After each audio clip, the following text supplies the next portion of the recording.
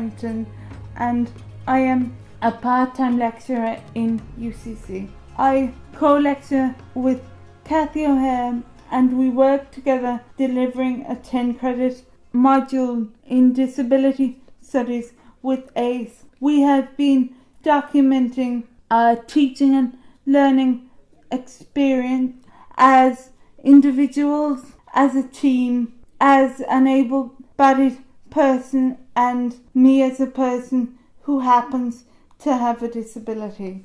As the UCC community transitions into the online virtual learning space due to the COVID-19 pandemic, we want to explore some of the challenges and opportunities that COVID has inadvertently forced us to look at within the online teaching and blended learning approaches.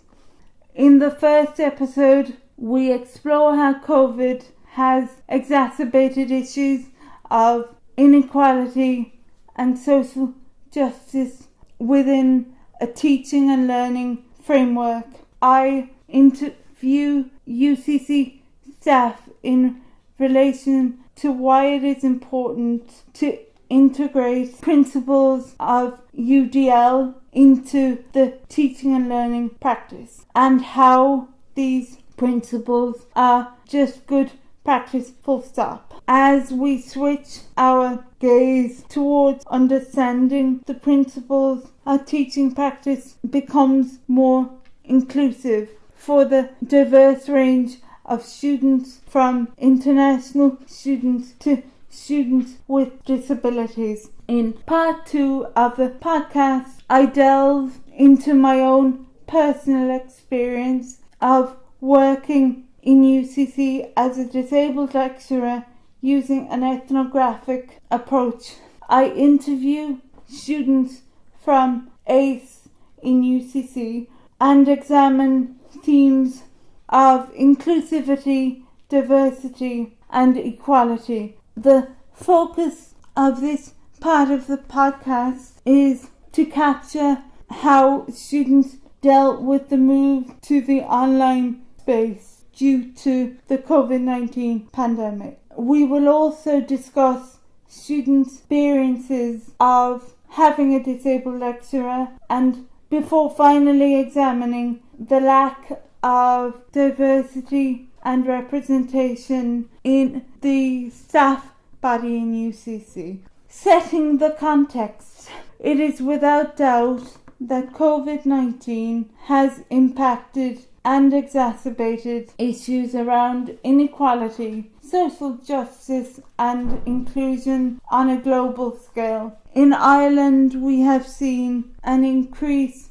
in domestic violence, the spread of COVID-19 in nursing homes, direct provision centres, stringent policies around maternity services, student nurses working on the front line without decent pay. New research indicates that the female academics are publishing less during the COVID-19, with an increase in papers from their male counterparts. The blurred lines between home space and work study space for both staff and students becomes an issue with childcare, division of labour in the home, and other caring responsibilities.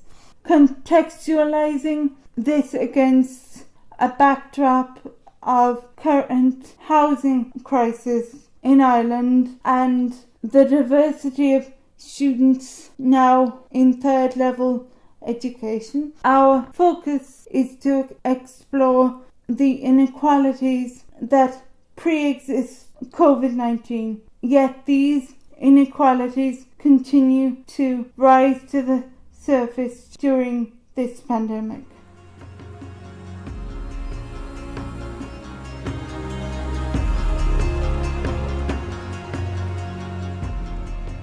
Can you explain the concept of universal design for learning?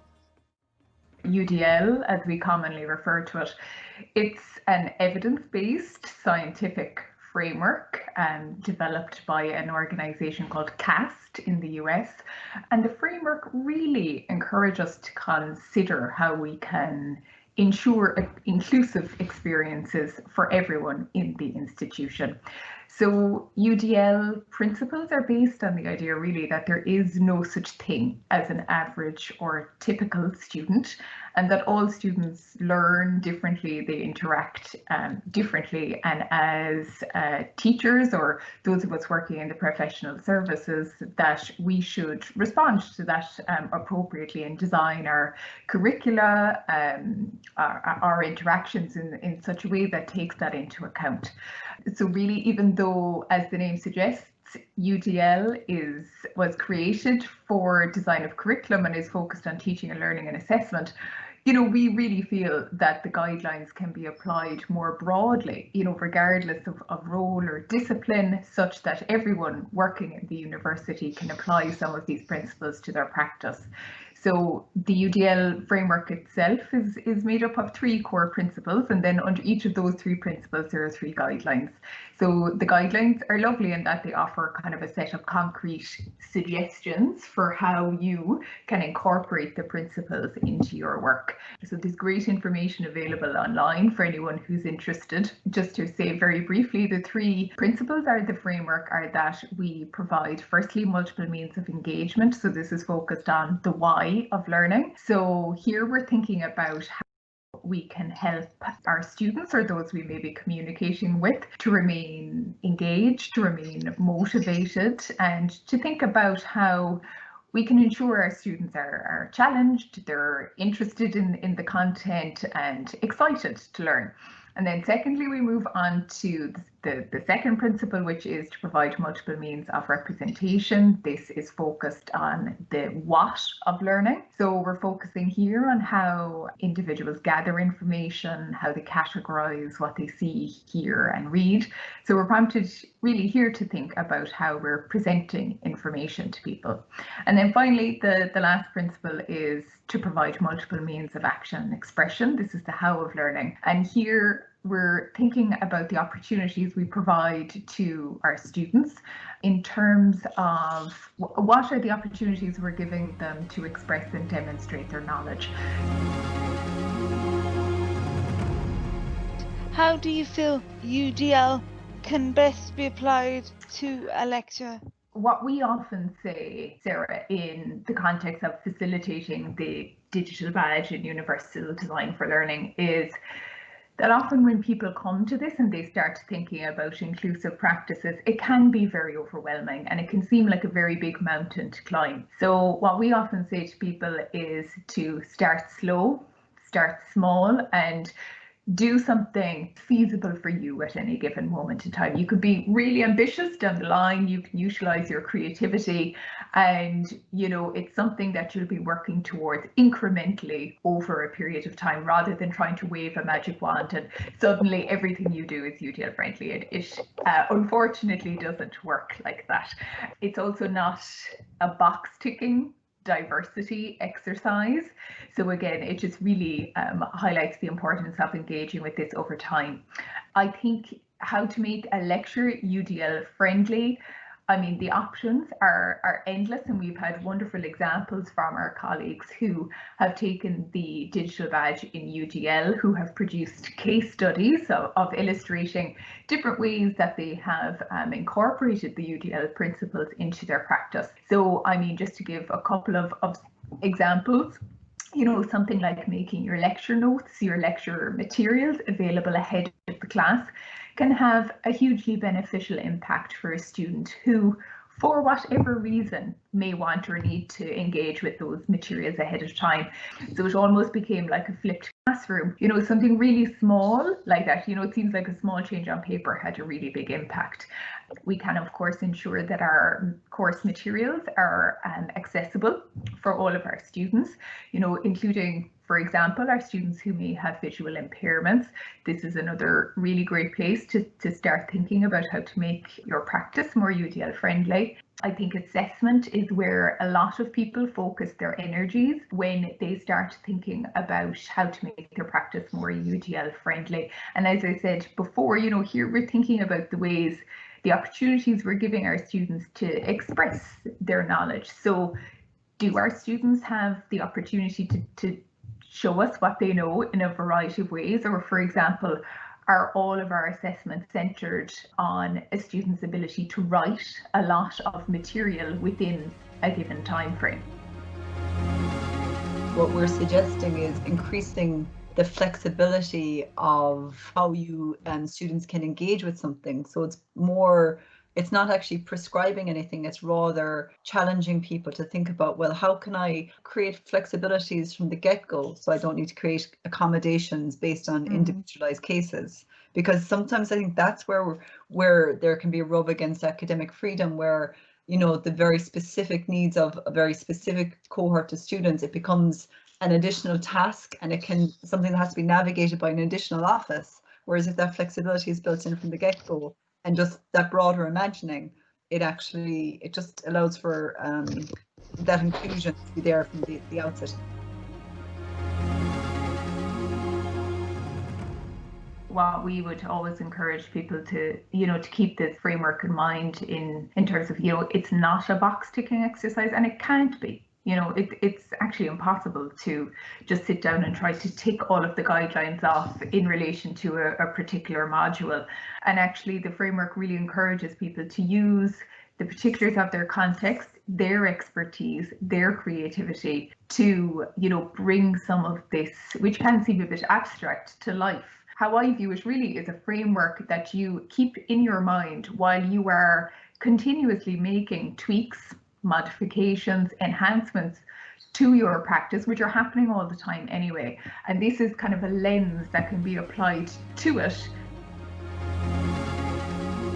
I think inclusion is everybody's business, and it takes a village to try to think through a lot of these things. I don't necessarily have incredible technical skills that some of my colleagues, for example, in instructional design may have, who may be able to guide us through particular technological challenges in terms of how to make a session or a PowerPoint or whatever it is, more inclusive. And I think we've had interactions with our colleagues in the context of running the UDL digital badge, where people have said to us, I have a really strong feeling about a particular student, that they may have a diagnosis of X, Y, and Z, but they're not willing to engage with the likes of the Disability Support Service. What can we do? And this is something that comes up a lot, and there's no easy answer to that question. But I think a lot of it, and a lot of what we're trying to achieve in the likes of the digital badge and wonderful initiatives that are happening in this space across the university, so we're trying to make a culture of inclusivity where it's championed, and that we all recognise that in all aspects of university life it is extremely important. It's something that we want to enable for our students, indeed for our staff, for all members of the university. So I think there's a huge cultural piece here in trying to create a community of practice around this, because really we're all learning from each other.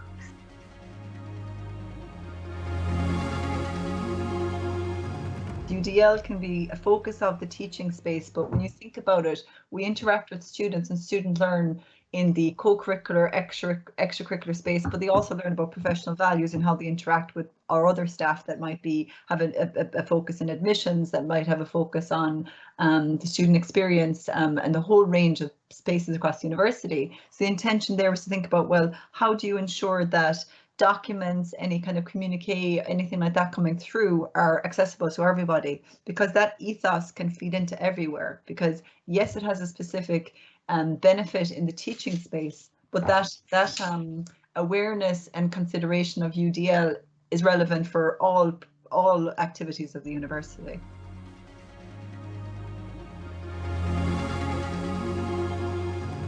I think maybe there's a piece around bringing inclusion to the fore at every opportunity. I think sometimes we're aware of it, we might be doing work in the background to it, but maybe there's a piece about really explicitly stating that considerations around inclusion need to be made, such that inclusivity just becomes, really woven into the fabric of everything that we do within the university. And I think, it's something that we struggle with a little bit across the university in relation to lots of different areas. But, as we've already mentioned, there are many people doing tremendous work, across the university. And perhaps there's a piece of work to kind of join up the dots there and really showcase, the supports that are available, work that has been done in the area, thinking about where we're going in the future.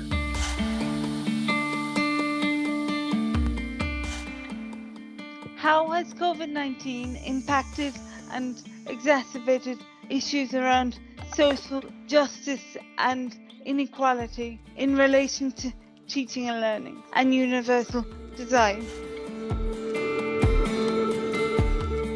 In relation to social justice, I think what it has shown up is that there's another form of divide, which is known as the digital divide. Some of that is economic. In a household, you may have like one device that's shared by multiple people that everyone's trying to get on to use for the learning experience. You can also have that kind of digital divide in that people can just be in spaces where broadband accessibility is less. And then there's a kind of a digital literacy and a familiarity with technology, which is probably apart from any kind of economic factors, just like a level of literacy and comfort with using technology. So that's that aspect of it.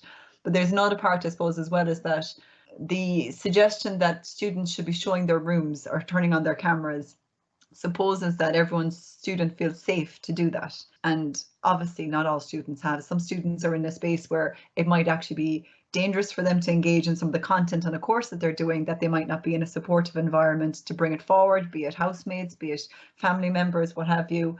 Equally, they could be in situations where they might be embarrassed by, siblings going past, or maybe they're not, they're in a cramped space or area that isn't maybe it's a little bit too personal showing of themselves. So having some flexibility, allowing students to decide themselves. It's not they're disinterested if they don't turn on their camera, rather they may have a whole range of reasons for not. And I think the other, I suppose, social justice piece is that, like, some of our students, depending kind of on different backgrounds, may have had increased risk of health, may have had a caring role, may have had to take up part-time work as a consequence of family situations. There's a whole raft of reasons that made, and then there's the I suppose the impact on students' mental health as well, about this really oppressive fear around this world pandemic. It has really brought the importance of inclusive teaching, learning and assessment practices to the fore. It's something we were all aware of prior, but I think the pandemic really has, and the very sudden shift to online and blended forms of learning has really highlighted that for all of us. So I hope we will continue to keep inclusion to the fore of our thinking. I think the fact that there is that accessibility checker button on Canvas is encouraging. Yeah. I think the fact that some of the online platforms like Panopto, I think the fact that all lecturers now are recording their videos as requirement to ensure no students are, lack that kind of academic support. So any of these kind of things, I hope these don't get left behind when we do return to whatever version of becomes normal again, because I think there has been a willingness and engagement that has been really great to see across all manner of staff. So what I'd like to see, I suppose, is a continuation. What do we know that has been particularly beneficial to students that we hold on to and keep through?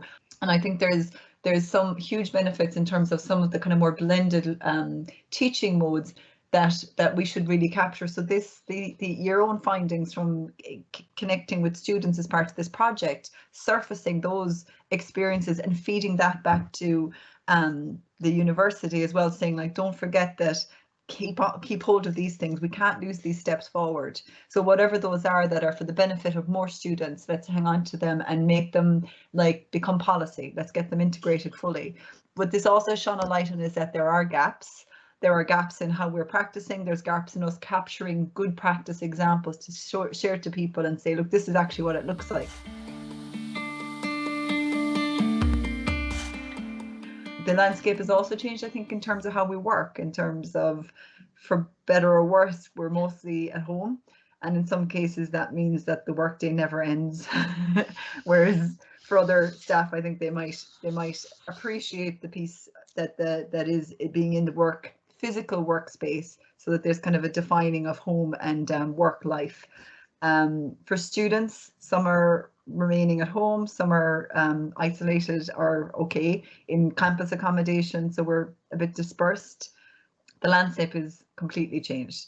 Which bits of this retain going forward is something we are still teasing out. As I said, there are aspects of moving towards more blended learning modes that allow for new ways of engaging, that allow for, like Laura talked about, that flipped classroom approach, that we don't always need to deliver content in the face-to-face. Maybe we could think about ways of making the face-to-face more interactive and about making sense of and interrogating the kind of understanding rather than didactic delivery, which it wasn't. I suppose we were on that track in a way anyway. So I think we're thinking about like what is the future of the university and what is the future of teaching.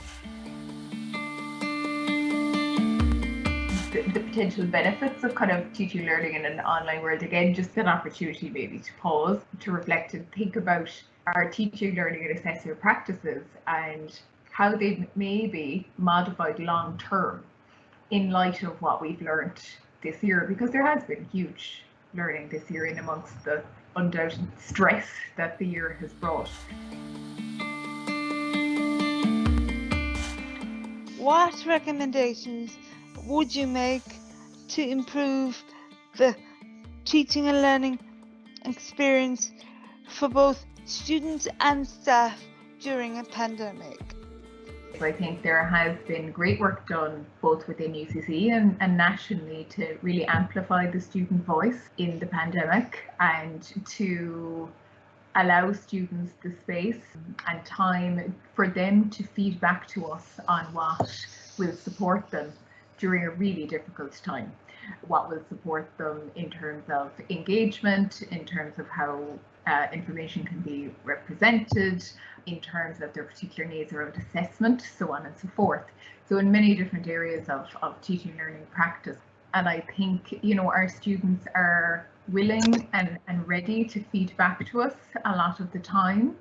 And, even in normal times, shall we call them, we would always encourage our colleagues to set up kind of touch points throughout the year, throughout the semester, whatever it is, to really get feedback from students. We're simply asking our students how we can best support them within our own resources and context, and responding to that and having that kind of evidence base to work from.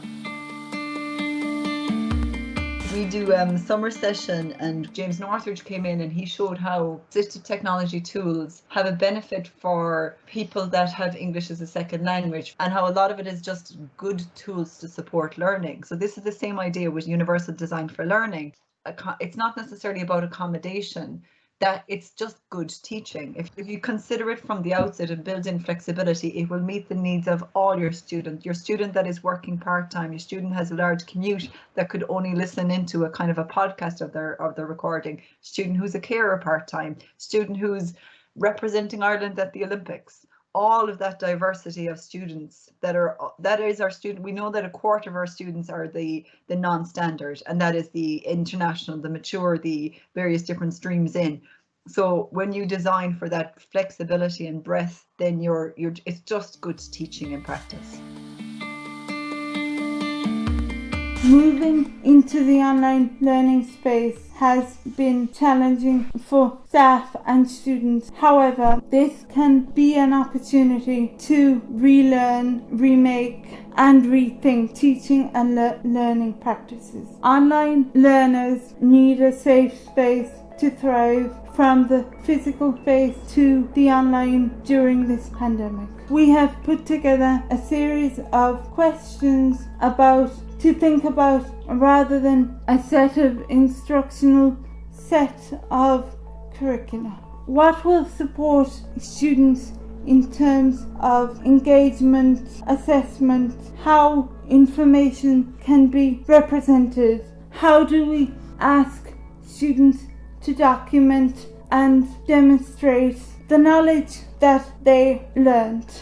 How can we create flexibility from the get-go rather than making accommodations for individualized cases? How can we capture what has been achieved thus far in the online space since COVID? What has been beneficial? How can we share practice using case studies and collaboration as best practice going forward to promote inclusivity?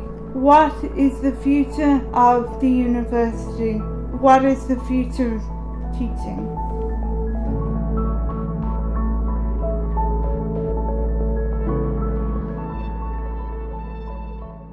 End of part 1. Part 2 begins now.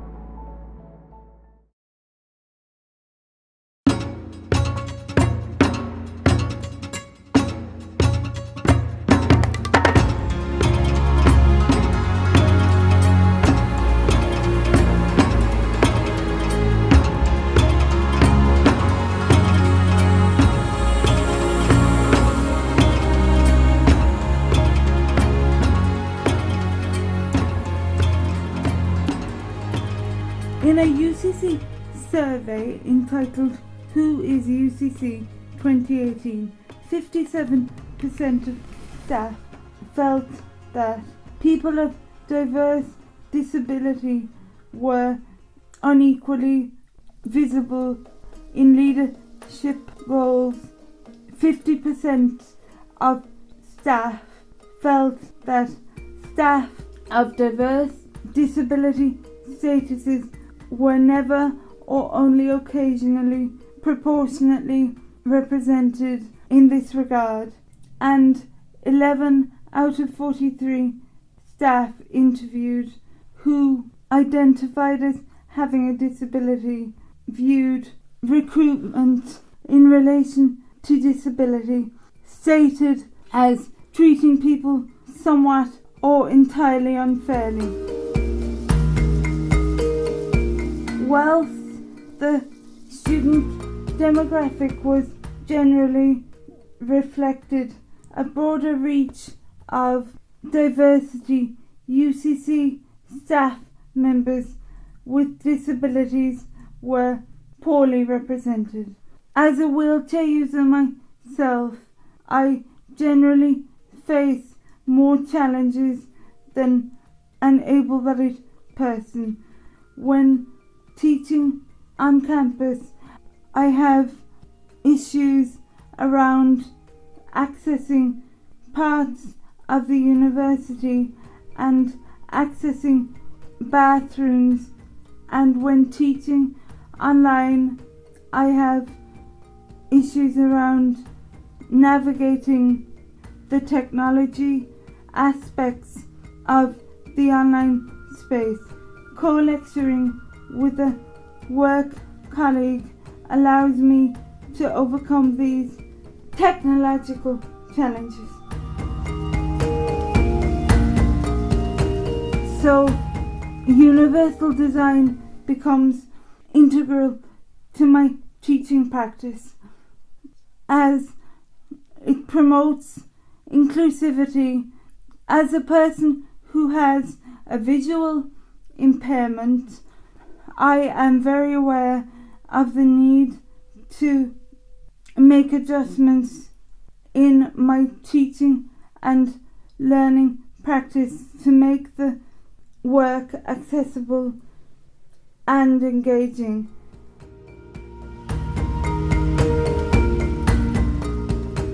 In this podcast, I speak to students about disability, inclusion and diversity in relation to the online teaching and learning space through disability studies lens.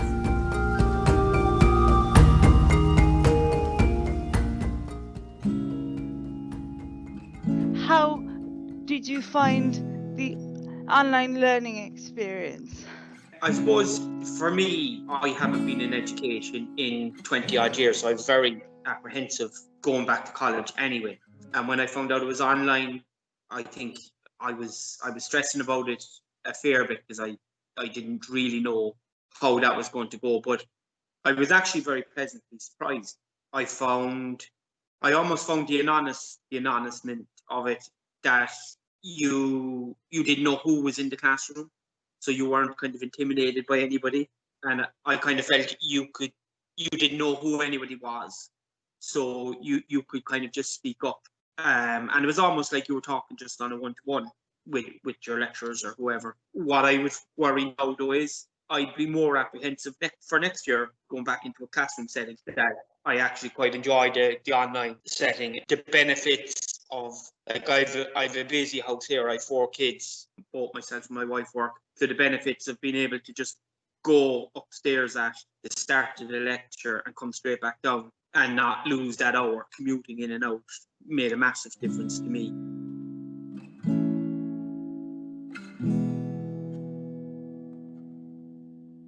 The one thing for me is, like, and I said it from the start, I'm not very comfortable speaking up in meetings and that. And even in work, we'd have, group meetings, and I wouldn't be comfortable on the camera talking. But because I didn't know anyone, I made it my business to speak up right from the start, so that I kind of just got in with it, and it was kind of almost expected of me to speak up then. And that I found very helpful. But the other side of it as well is I was able to use technology on the side. So we'll say even to work on the whiteboard. If you asked me to stand up in class and write on a whiteboard, I'd get a blank and I couldn't do it just with my dyslexia. I wouldn't be able to spell, disaster. Whereas I was actually able to use technology on the side to make sure the spellings were right. I had what I wanted, and then just type it into the thing. Now, I wouldn't be shy about my dyslexia either, but I suppose it just means you're not constantly kind of looking for, oh, sorry about the spellings, or can I spell this, or it just kind of puts you on an even keel with people.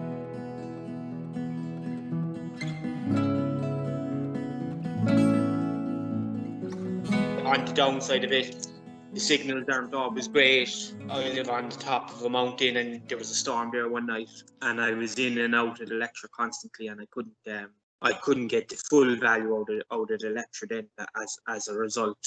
I suppose the other side of it then is you don't know your classmates. You don't get any kind of real interaction with them in the discussion groups. All right, there's been a couple of times when we've been in, and some people are more chatty than others, and you kind of chat about general things, but others then would stay quite quiet, and you wouldn't even know who they are.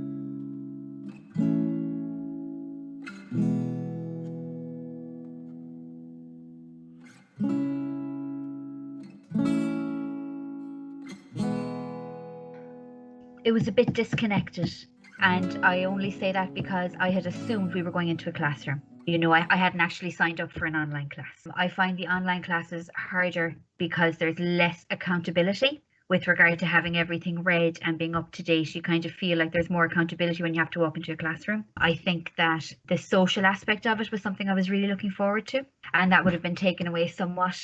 And I'm not very old, but I'm old enough to not have grown up with computers. So the etiquette of how to do things and not being afraid to push a button and the computer exploding, that kind of thing is still very much an issue for me.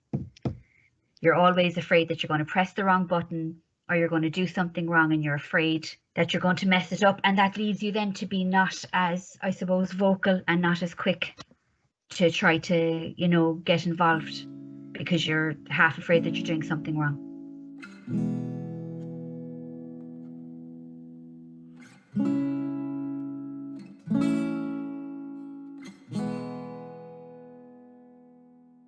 It was actually much better than I expected. I thought it was going to be difficult to get a sense of belonging to a class. Do you know what I mean? I thought it doesn't appear to me that anyone has dropped out and that there's a pretty good record of attendance. Frankly, my attendance has been a lot better than other courses I've done in the past.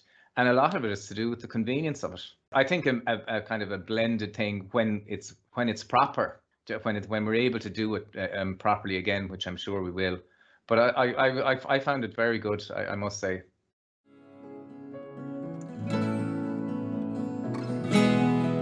Did having a lecturer with a disability enhance your understanding the barriers faced by people with disabilities? The big difference with having a lecturer with a disability is you're getting first-hand experience. And I think the big problem, and I see it in my own work, is I work with visually impaired people and I assume I know what the problem is, whereas I actually don't. By having a lecturer with a disability, you're getting very much the real picture and the real problems that are faced day to day. So yeah, I think it definitely a massive advantage having someone who has actual practical experience of the issues. It didn't give me any extra insight because I have a disability myself, so I'm kind of constantly warring with doors, and when I was in college in Dublin, buses for me, because I've no arms, were quite dangerous. You know, I'd get on the bus and the driver would take off and I'd go flying down the back, and if there was a pole in the way, it was always a great thing because I was able to stop myself from going. I found it particularly helpful because I was able to know that you weren't just talking about things from an academic perspective. You were able to give first-hand accounts.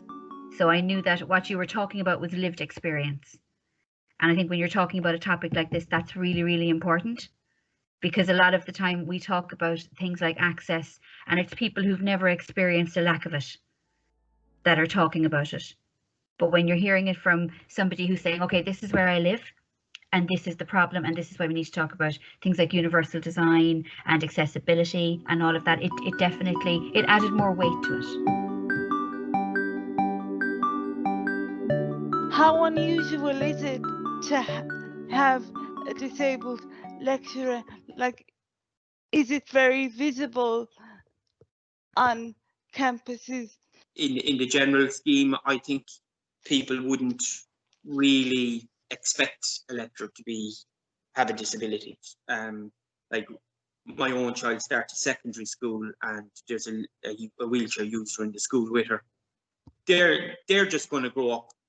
That's just the way it is, like, you know what I mean, which is fantastic. Whereas I think when I grew up, there was no disabled people, there was no people of color in my class. So when the first person came in, it was a bit strange, this different person. So I think it just has to be.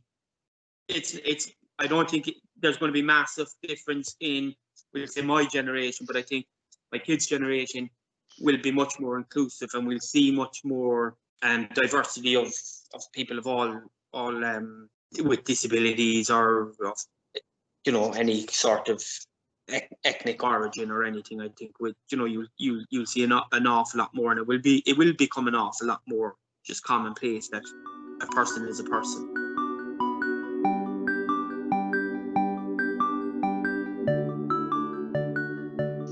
One of my sons actually goes to UCC, and he has never suggested that he ever saw an openly disabled person, for want of a better term, somebody with a physical disability that you can see.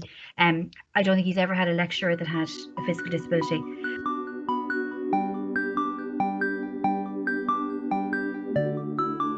How did you feel about having a co-lecturing team as opposed to one lecturer? I suppose, again, the first time going into education in a long time, I didn't know what to expect. So I suppose with a co-lecturer, with any team, I think it depends on how rapport is between the two lecturers. And I think the semester we've just done has been very good, and communication between yourselves has been very good. So I think it worked very well.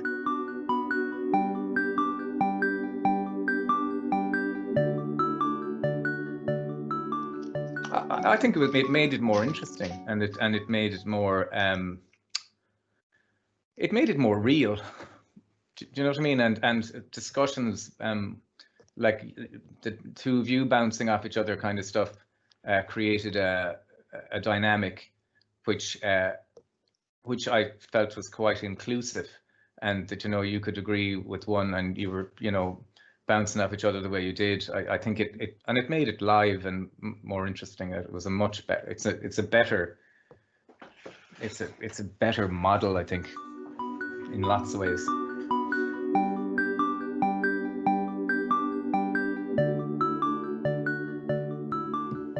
How did you feel about having a disabled lecturer? I didn't have any strong feelings either way, to be honest. I have a lot of people in my life who have additional needs, so to me it was the same as every interaction I have every day, really. I do in-home person care as well. So I work as a therapist, I'm a full-time carer at home, and I do in-house personal care. So I work with disabilities an awful lot. So it was pleasant, it was nice, because it's nice to see different types of people coming forward. It's nice to see people who are more human than, you know, the professor or the academic sort of, you know, sitting on the other side. It's nice to have a regular person who knows what they're talking about. You don't feel intimidated when you know that somebody's talking about it from lived experience, because they share something with you.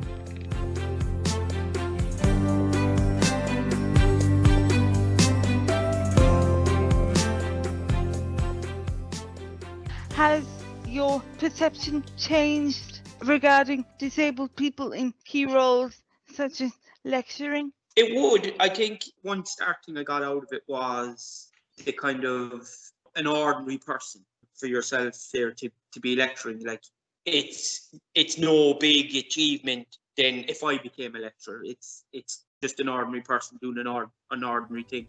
You're the same as me. I have different challenges, you have different challenges.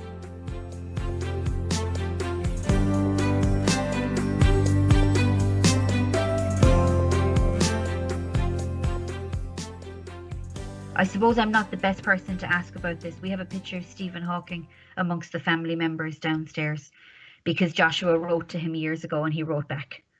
So he's kind of like, you know, he's somebody that we look up to here. So the idea of somebody with a disability being an academic is a very common thing in our household, because it's something we would strive to look at, because it's all positive role models for the people in this house.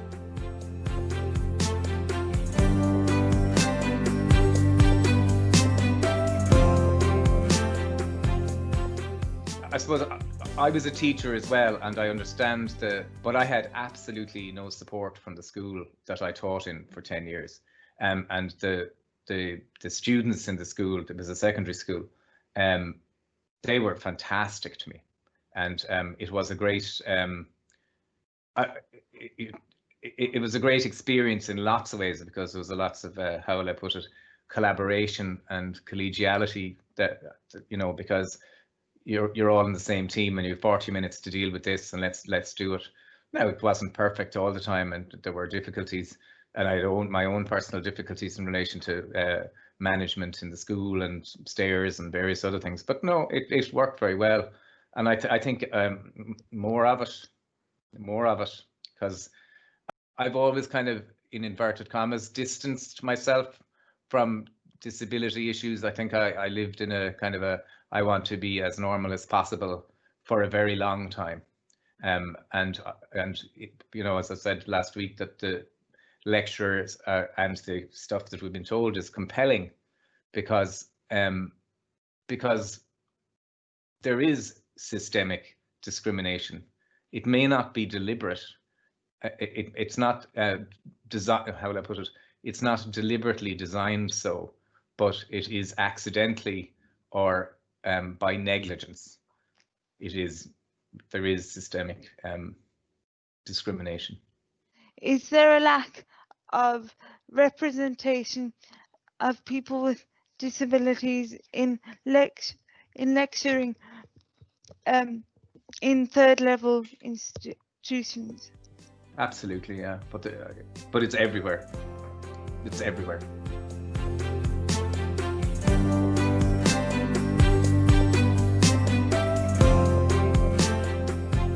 In terms of increasing visibility of disability, how do you think that could be done? The one thing, I suppose, for me, I know a few friends now with autistic children, and the attitude is very much life skills, just get them functioning in life. And I think another big thing that I've really got out of this and listening to some of my classmates is it's education. Education is key. And I think inclusiveness right from the start of people of all with disabilities or of, any sort of ethnic origin or anything. I think with you'll see an awful lot more, and it will become an awful lot more just commonplace that a person is a person.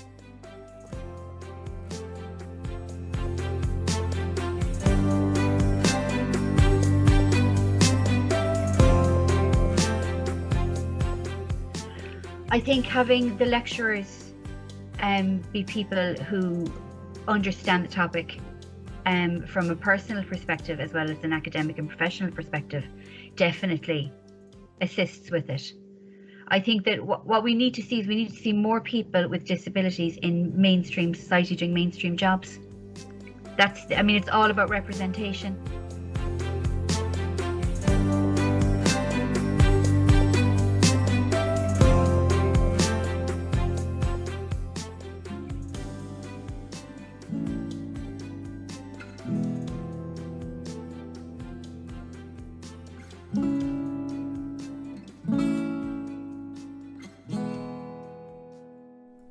From our experience of lecturing on the 8th disability course, we have made the following observations. Students learning can benefit from a co-lecturing experience, particularly in a blended learning or fully online environment. The co-lecturing experience is enriching, dynamic, and allows for lecturers to also learn from each other, which can lead to a more engaging experience. For students do not see lecturers with disabilities as being any different to their able-bodied counterparts. Students will also have another transitional phase when going back into the physical classroom setting. The discussion in UCC around disability primarily focuses on students, and the DSS should be commended for the support they provide. But what about staff members who have disabilities? There is a big push on mental health campaigning, but where is the visibility and presence of UCC staff with disabilities? I suggest that a possible campaign is needed to open conversations around disabilities and staff and the lack of visibility on campus. These conversations need to create more of a visual presence and impact on campus.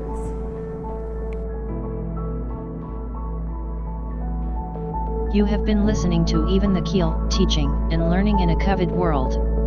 Contributors to this program include UCC staff members Dr. Catherine O'Mahony and Dr. Laura Lee in Episode 1, and UCC students Gillian Duffy, Martin Falvey, Gerard O'Brien in Episode 2. Presented and researched by Sarah Harrington and produced by Kathy O'Hare. Music licensed by soundstripe.com.